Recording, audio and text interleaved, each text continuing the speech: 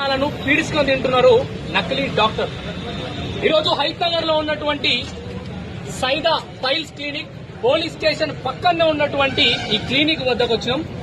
మన ముందు ఒక 17 సంవత్సరాల శవం, ఒక చిన్న బాలుడి శవం నా ముందున్నది. ఏం జరిగిందిరా అంటే, ఒక్కసారి మన మిత్రుడు నా పక్కకున్నాడు, విషయాన్ని పూర్తిగా కనుక్కునే ప్రయత్నం చేద్దాం. మరి ఇంత నకిలీ డాక్టర్లు రోడ్ల పక్కనే, పోలీస్ స్టేషన్ల పక్కనే, రోడ్ల మీదనే ఇట్లాంటి బోర్డులతోటి వాళ్ళ వ్యాపారాన్ని నడుపుతుంటే కూడా అధికారులు ఎందుకు దీన్ని ప్రశ్నించలేకపోతున్నారు, ఎందుకు ఆపలేకపోతున్నారు, ఎందుకు ఖండించలేకపోతున్నారు? ప్రాణాలు పోతేనే ప్రశ్నిస్తారా? ప్రాణాలు పోకముందే జాగ్రత్తలు తీసుకోరా అనేది మా ప్రశ్న. కిషోర్, ఏం జరిగింది అసలు? నీ ఫ్రెండ్ రవి ఎట్లా చనిపోయాడు? యాక్చువల్గా మనం ఓకే, అయితే వీళ్ళ మమ్మీ వాళ్ళ రిలేటివ్ సజెషన్ వల్ల ఇంటికి వచ్చి ఇలా చూపిస్తుంది. ఏం పేరు?